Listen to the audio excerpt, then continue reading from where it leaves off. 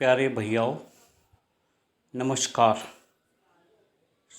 दसम सामाजिक विज्ञान, पेज नंबर 4, इतिहास में हम पढ़ेंगे और समझेंगे। प्रसंग का नाम है मौर्य प्रशासन। मौर्य प्रशासन क्या था, कितने भागों में विभक्त किया गया था, मौर्य प्रशासन के क्या क्या कार्य थे, कैसे कार्य होते थे, कैसे करवाते थे। मौर्य प्रशासन शाही राजधानी पाटलिपुत्र के साथ मौर्य साम्राज्य 4 प्रांतों में विभाजित था। मौर्य काल में भारत में पहली बार केंद्रीकृत शासन व्यवस्था स्थापना हुई। सत्ता का केंद्रीकरण राजा में होते हुए भी वह निरंकुश नहीं होता था। निरंकुश का मतलब होता है जिसके लिए कोई अंकुश या रुकावट न हो, उसे निरंकुश शासन कहते हैं। कौटिल्य ने राज्य के 7 अंग में बांटा था। राजा, अमात्य, जनपद, दुर्ग, कोष, सेना और मित्र, इन 7 भागों में विभक्त करके अलग अलग कार्य का बंटवारा किया था। इसमें शब्द आए अमात्य। अमात्य का मतलब होता है मंत्री। जनपद का मतलब होता है छोटे राज्य। इन 7 भागों का कार्य का बंटवारा किया था। मौर्य शासन में राजा द्वारा मुख्यमंत्री व पुरोहित की नियुक्ति उनके नैतिकता, आचरण की भली भांति जांच के बाद नियुक्ति की जाती थी। इस क्रिया को उपाधा परीक्षण कहा जाता था। ये लोग मंत्रिमंडल के अंतरंग सदस्य थे। मंत्रिमंडल के अतिरिक्त परिषा मंत्री भी होता था, जो एक तरह से मंत्री परिषद था। ये मौर्य प्रशासन के बारे में 7 भाग, कैसे मंत्री परिषद होता था, कैसे कार्य करते थे। पुरोहित का मतलब होता है गृह क्रम और संस्कार तथा शांति आदि हेतु कार्य करने वाला। अब मौर्य प्रशासन को हमने निम्न काम का बंटवारा किया है, निम्न भागों में बांटा है। पहला है केंद्रीय प्रशासन, दूसरा है प्रांतीय प्रशासन, तीसरा है नगर का शासन, 4 नंबर सैन्य व्यवस्था, 5 नंबर न्याय व्यवस्था। न्याय व्यवस्था को भी हमने 2 भागों में बांटा है, धर्मस्थलीय, कंटक शोधन। अब हम इनका विस्तार से समझेंगे, पढ़ेंगे। सबसे पहले मौर्य प्रशासन का कार्य आता है केंद्रीय प्रशासन। केंद्र द्वारा कैसा शासन चलाया जाता है। अर्थशास्त्र में 18 विभागों का वर्णन है, जिन्हें तीर्थ कहा गया है। तीर्थ के अध्यक्ष को महामात्र कहा गया है और सर्वाधिक महत्वपूर्ण तीर्थ है, जिसमें मंत्री, पुरोहित, सेनापति और युवराज होते थे। महामात्र का मतलब होता है ऐसा कर्मचारी होते थे जिनका कार्य धर्मानुशासन स्थापित करते थे, उसे महामात्र कहते थे। मौर्य प्रशासन के अंदर केंद्रीय प्रशासन के अंदर भी 2 भाग है। समाहर्ता। समाहर्ता का मतलब इसका कार्य कहते हैं कि राजस्व इकट्ठा करता था और आय व्यय का हिसाब रखना और वर्ष भर का बजट तैयार करना, ये समाहर्ता का कार्य होता था केंद्रीय प्रशासन में। केंद्रीय प्रशासन में दूसरा आता है कोषाध्यक्ष, जिसे कहते हैं सन्निधाता। मौर्य साम्राज्य में विभिन्न भागों में कोष गृह और अन्नागार बनाना, कोष का काम देखना, पैसे इकट्ठा करना, अनाज के भंडार बनाना, अनाज इकट्ठा करना। अर्थशास्त्र में 26 विभागों अध्यक्ष का वर्णन किया गया है, जैसे कोषाध्यक्ष, शीताध्यक्ष जो खेती संबंधी कार्य करते हैं, पुण्याध्यक्ष जो व्यापार का कार्य करते हैं, सूत्राध्यक्ष जो कताई और बुनाई, लूनाध्यक्ष बूचड़ खाना का काम, वित्तीयाध्यक्ष चारागाह का कार्य, लक्षणाध्यक्ष मुद्रा जारी करना, मुद्राध्यक्ष पोताध्यक्ष, बंधनाध्यक्ष आंटविक, ये वन विभाग का प्रमुख कार्य इत्यादि करते थे। इन कोषाध्यक्ष को भी इतने भागों हमने 26 विभागाध्यक्ष में बांटा है, उनका अलग अलग कार्य भी बताया गया है। अब आता है केंद्रीय प्रशासन समझने के बाद प्रांतीय प्रशासन मौर्य समाज में कैसे था। प्रांतीय प्रशासन का मतलब राज्यों के अंदर अशोक के समय में मगध साम्राज्य 5 प्रांतों का वर्णन मिलता है। 5 प्रांत इस प्रकार है। उत्तरापंथ, जिसे तक्षशिला भी कहते हैं। तक्षशिला प्राचीन भारत में गांधार देश की राजधानी और शिक्षा का एक प्रमुख केंद्र है। दूसरा है अवंती राष्ट्र, जिसे उज्जैनी भी कहते हैं। उज्जैनी मने उज्जैन भारत के मध्य प्रदेश राज्य का एक प्रमुख शहर है। कलिंग, जिसको तोसली कहते हैं।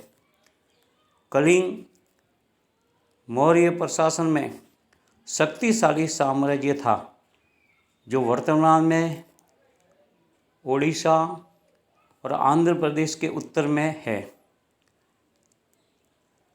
दक्षिणापथ, दक्षिणापथ का मतलब होता है एक ऐतिहासिक क्षेत्र है। मध्य देश, जिसको हम पाटलिपुत्र भी कहते हैं। पाटलिपुत्र बिहार की राजधानी और पटना का पुराना नाम पाटलिपुत्र है। इन प्रांतीय प्रशासन को हमने 5 प्रांतों का वर्णन किया, किनको किन नाम से पुकारा जाता है, कौन सा स्थान कहाँ आया हुआ है। प्रांतों का शासन कहते हैं कि राज्यवंशीय कुमार राजाओं के वंश द्वारा या आर्यपुत्र नामक पदाधिकारी द्वारा होता था। प्रांत के विषयों में ये विभक्त थे, जो विषयपतियों के अधीन होते थे, उनके अधिकार में होते थे। जिले का प्रशासनिक अधिकारी स्थानिक होता था, जो समाहर्ता के अधीन था। प्रशासन की सबसे छोटी इकाई का मुखिया गोप तथा जो 10 गांवों का शासन संभालता था। गोप शिक्षक एक जाति का नाम था, जो मौर्य शासन में एक मुखिया कहलाता था और 10 गांवों का काम देखता था। समाहर्ता के अधीन नामक अधिकारी भी होता था, जो स्थानिक गोप व ग्राम अधिकारी के कार्यों की जांच भी करता था, देख रेख करता था। समाहर्ता एक अधिकारी का नाम था, जो अधिकारी होता था। फिर आता है 3 नंबर मौर्य प्रशासन, नगर शासन। नगर में कैसी व्यवस्था चलती थी, कैसा शासन चलता था।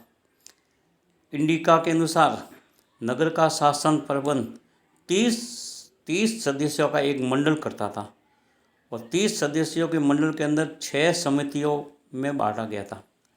प्रथम समिति का काम था उद्योग धंधों का निरीक्षण करना। द्वितीय समिति का काम था विदेशियों की देख रेख करना। तृतीय समिति का काम था जन्म मरण का लेखा जोखा करना। चतुर्थ समिति का काम था व्यापार व वाणिज्य को देखना। 5वीं समिति का नाम था जो फैक्ट्री में माल बनता था, वस्तुओं के विक्रय का निरीक्षण करना। और 6ठी समिति का कार्य था विक्रय मूल्य का 10वां भाग बिक्री कर के रूप में वसूलना। ये प्रत्येक समिति में 5 सदस्य होते थे। ये था नगर का शासन मौर्य प्रशासन के अंदर कैसे करते थे, समझा और समझाया। अब आता है 4 नंबर सैन्य व्यवस्था। मौर्य प्रशासन में सेना की व्यवस्था कैसे थी, कितने भागों में बांटा था, क्या कार्य होते थे।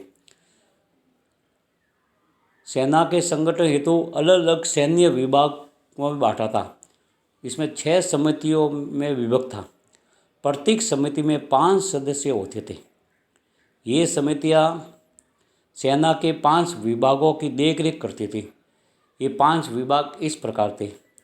पैदल, पैदल का मतलब होता है सैन्य व्यवस्था, सैनिक पैदल चलने वाले, पैदल चलकर लड़ाई करते। अश्व, घोड़े, हाथी, रथ तथा नौसेना, ये सैनिक प्रबंध की देखरेख करने वाले अधिकारी को अंतपाल कहलाता था।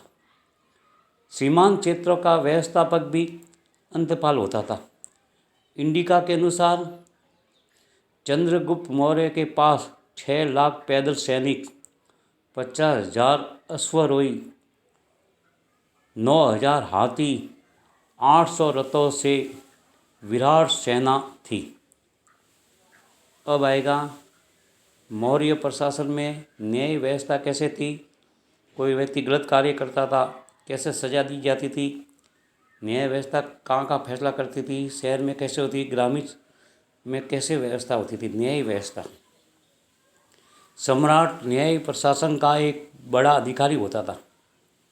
निचले स्तर पर ग्राम न्यायालय थी, जहाँ पर ग्रामीण और ग्राम वर्ग अपना निर्णय लेते थे। कोई गांव के अंदर कोई फैसला करना था तो निचले स्तर पर अदालत होती थी, और गांव के लोग और गांव का जो वर्ग व्यक्ति होता था वो निर्णय देता था। इसके ऊपर दोन्मुख स्थानीय जनपद स्तर के अदालतें होते थे। सबसे ऊपर पाटलिपुत्र का केंद्रीय न्यायालय होता था। ग्राम संघ और राजा के अदालत के अतिरिक्त अन्य सभी अदालतें 2 प्रकार के थे। पहला आता है धर्म स्थलीय, दूसरा आता है कंटक शोधन। न्याय व्यवस्था जो फैसला होता था, एक तो धर्म स्तर पर फैसला दिया जाता था, एक कंटक शोधन के स्तर पर फैसला दिया जाता। धर्म स्थलीय क्या है, कैसे है, समझेंगे। धर्म स्थलीय में न्यायालयों में निर्णय का कार्य धर्मशास्त्र में निपुण 3 धर्मस्थ और व्यवहारिक और 3 अमात्य करते थे। धर्मस्थलीय एक प्रकार की दीवानी अदालतें होती थी, जिसमें कोई व्यक्ति चोरी, डाके डालना, लूट के मामले जिन्हें सांस कहा गया था, वो धर्मस्थलीय अदालतों में रखे जाते थे। कुवचन, मानहानि, मारपीट के मामले भी धर्मस्थलीय अदालतों में लाए जाते थे, जिन्हें वाक पार्शु या दंड पार्शु कहा गया है।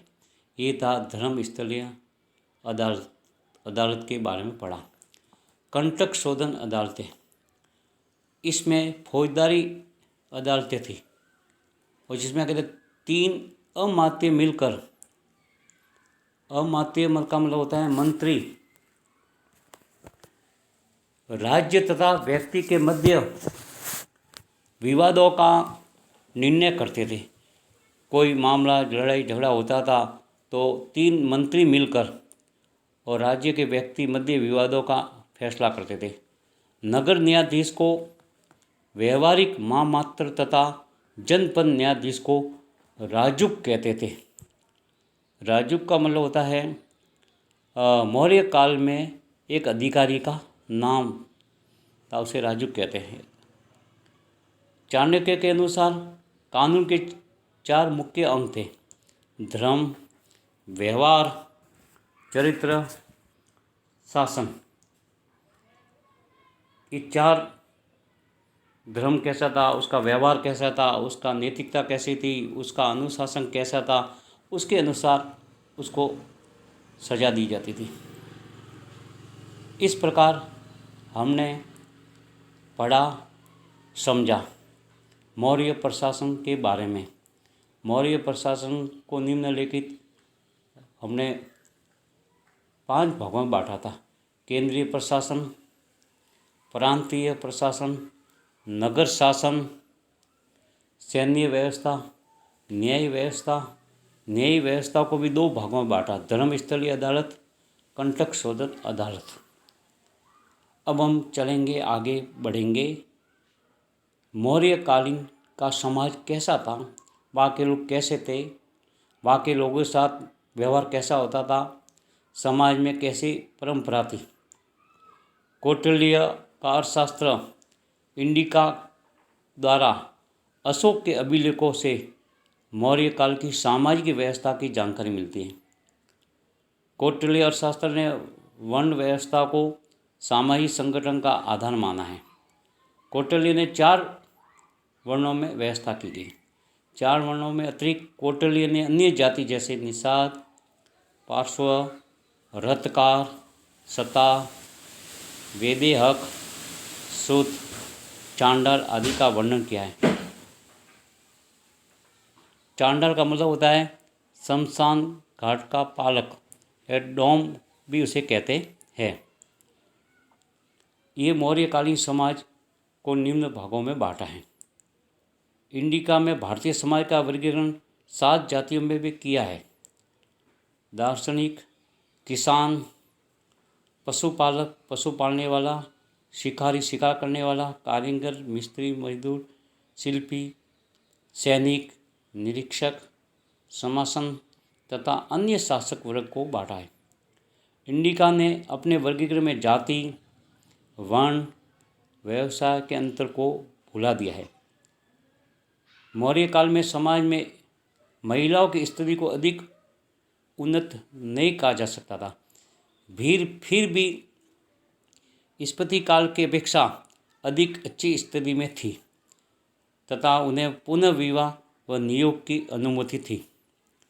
पुनः विवाह का मतलब होता है एक विधुर और तलाकशुदा महिला अपने बच्चों को माता पिता का प्यार देने के लिए शादी करती है, उन्हें पुनः विवाह कहते हैं। नियोग शब्द आए, नियोग का मतलब होता है संतान उत्पन्न होने पर पति की अकाल मृत्यु होने पर स्त्री अपने परिवार में रिश्तेदारों से शादी करना वो नियोग कहलाती है।